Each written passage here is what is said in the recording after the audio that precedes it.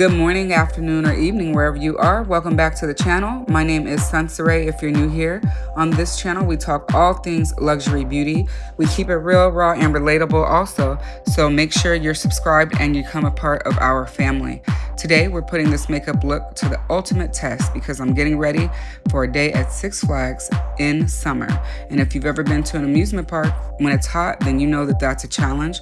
We're talking heat, sweat, sunscreen, walking all day, standing in lines, and roller coasters.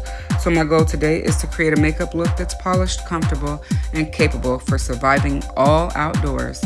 I'm especially excited because I am featuring some of my favorite complexion products and some luxury staples that I trust when the heat starts to rise.